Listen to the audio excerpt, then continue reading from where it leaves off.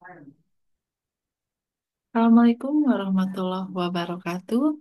Oke, pada kesempatan ini kita akan membahas terkait dengan asuhan keperawatan pada pasien dengan penyakit terminal dan menjelang ajal. Bersama saya Ida Rosidawati, Ekskop Nurse MKAP. Oke, nah kita akan membahas yang pertama ada soal kasus sebagai pengantar ya. Yang kedua ada prinsip-prinsip perawatan paliatif dan yang ketiga asuhan keperawatan. Di sini soal kasusnya, seorang laki-laki 65 tahun didiagnosis mengidap kanker paru-paru stadium akhir. Kondisinya semakin memburuk dan ia telah dirawat di rumah sakit. Pasien sering mengeluhkan nyeri yang hebat, sak napas, dan kelelahan. Pasien tampak meringis dan gelisah. Ia juga mengungkapkan ketakutannya akan kematian dan ingin menghabiskan waktu yang tersisa bersama keluarga. Nah, di sini ini kasus sebagai pengantar, nanti kita akan bahas asuhan keperawatannya. Namun sebelum ke asuhan keperawatan, kita akan bahas dulu terkait dengan prinsip-prinsip perawatan paliatif. Yang pertama, meringankan penderitaan, yaitu mengurangi gejala fisik dan psikologis yang dialami oleh pasien. Maksudnya kenapa meringankan penderitaan tidak menyembuhkan? Karena penyakit terminal itu kayak tadi di kasus ya, kanker paru-paru stadium akhir kecil kemungkinannya untuk sembuh. Jadi hanya perawatan yang dilakukan adalah hanya untuk meringankan penderitaan yang dirasakannya, baik secara fisik maupun psikologis. Yang kedua, meningkatkan kualitas hidup. Ya, membantu pasien menjalani sisa hidupnya dengan nyaman dan bermakna, bahkan menjalani kematian dengan damai, tenang. Ya. Kemudian yang ketiga, mendukung keluarga, memberikan dukungan emosional dan praktis kepada keluarga. Yang keempat, menghormati otonomi pasien, menghargai keputusan pasien dan keluarga. Kemudian yang kelima, berorientasi pada tim. Jadi bekerja sama dengan tim kesehatan lainnya. Tidak hanya kita sendiri sebagai perawat.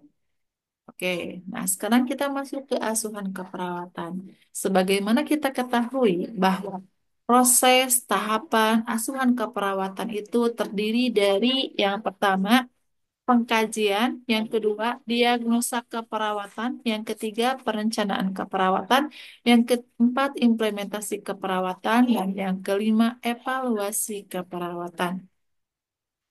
Oke, kita masuk ke tahap yang pertama yaitu pengkajian. Di pengkajian kita akan menghasilkan data subjektif dan data objektif. Oke, data subjektif itu apa? Riwayat penyakit, keluhan utama, harapan dan kekhawatiran pasien dan keluarga. Ini dilakukan melalui sesi wawancara, ya, anamnesa, ya. Baik itu ke pasiennya atau keluarganya atau perawatnya. Kemudian data objektif ini data melalui hasil pemeriksaan, baik pemeriksaan oleh perawat maupun hasil laboratorium. Pemeriksaan oleh perawat apa saja? Tanda-tanda vital, pemeriksaan fisik, ya. Untuk teknik pemeriksaan fisiknya ada empat inspeksi, palpasi, auskultasi, dan perkusi. Metodenya ada head to toe, ada per system, tuh. Ada yang B6 banyak ya. Silakan gunakan yang paling mudah.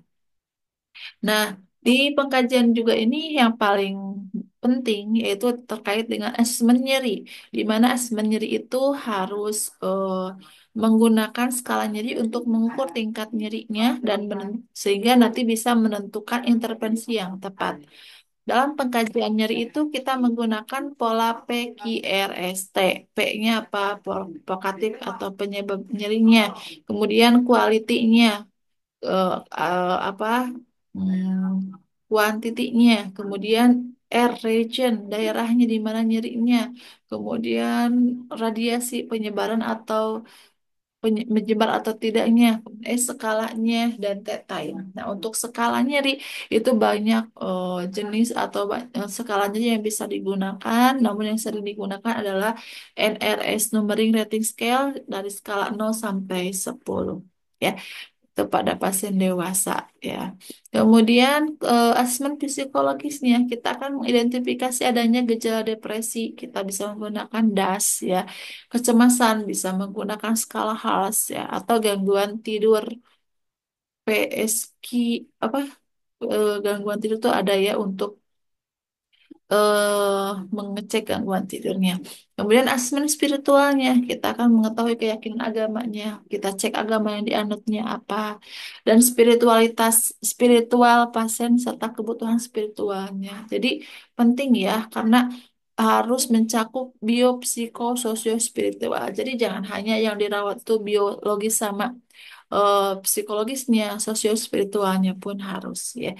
Spiritual itu bukan hanya praktek keagamaan saja, tapi spirit ya semangatnya. Tapi kita dari mahasiswa itu kadang melupakan hal-hal yang seperti itu, hanya fokus di biologis dan fisiologis itu pengalaman saya dulu ya. Dari sekarang mah enggak seperti itu ya. Oke, kemudian setelah pengkajian didapatkan, kemudian masuk ke diagnosa keperawatan. Ya, diagnosa keperawatan kalau aktual itu harus mencakup problem etiologi simptom, di mana di sini problemnya ada nyeri kronis, etiologinya berhubungan dengan infiltrasi tumor. Ini sesuai dengan kasus yang di atas tadi ya. Untuk simptomnya dibuktikan dengan pasien sering mengeluhkan nyeri yang hebat, tampak meringis dan gelisah. Ya, kemudian di kasus juga ada ini yang kedua ada ansietas, yaitu berhubungan dengan ancaman terhadap kematian yang dibuktikan dengan ia mengungkapkan ketakutannya akan kematian dan ingin menghabiskan waktu yang tersisa bersama keluarga. Ya, jadi kasus di atas itu ada dua diagnosa keperawatan yang bisa apa ya bisa diangkat gitu. Tapi yang utama adalah di nyeri kronisnya.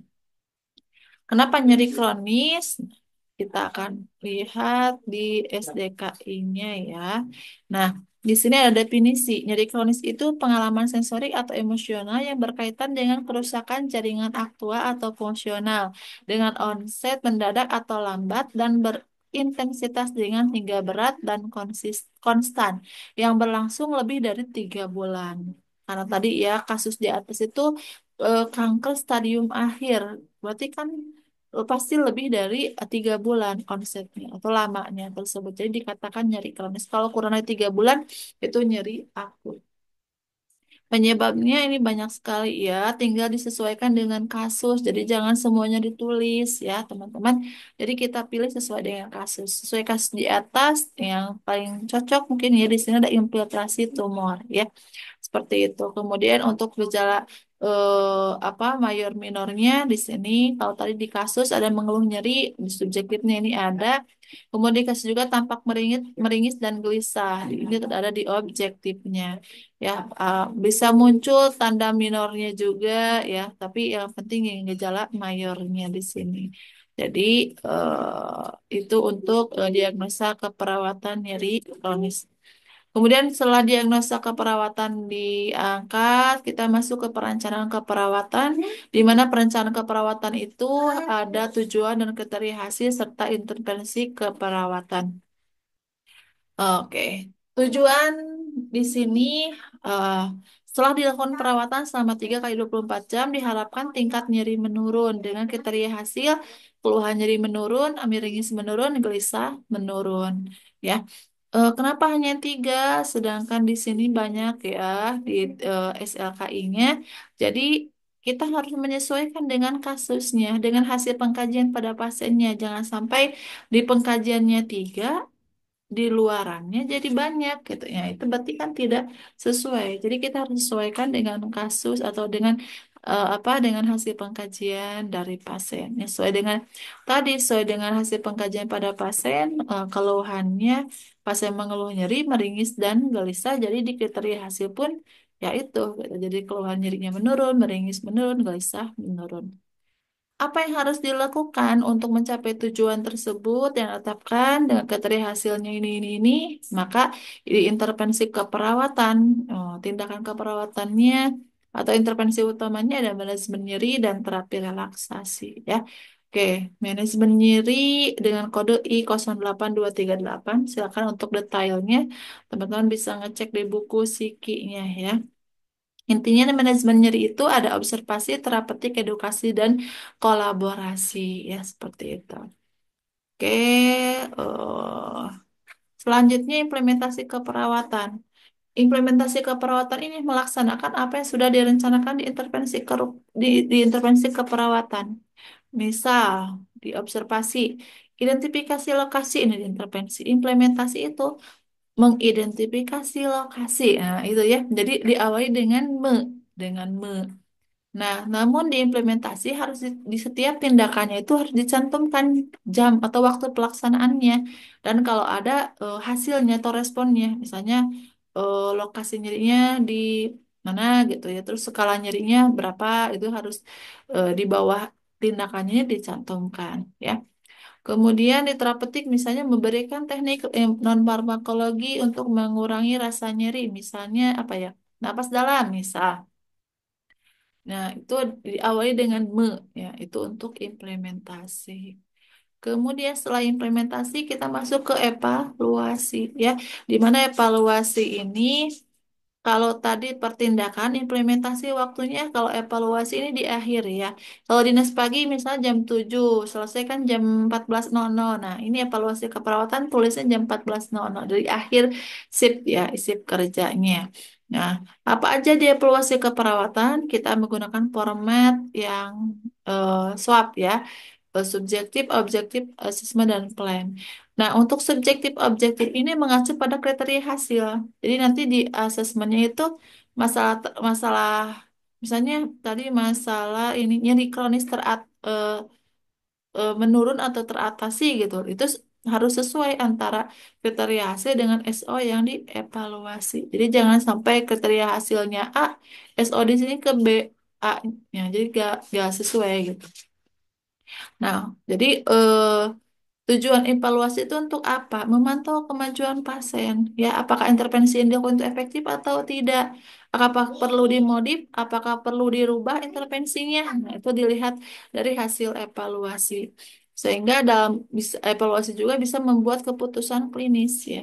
Dan terakhir evaluasi itu sebagai bukti atau dokumentasi ya. Mencatat perkembangan pasien dalam rekam medis. Jadi apa yang kita lakukan itu tercatat dalam asuhan keperawatan ya seperti itu.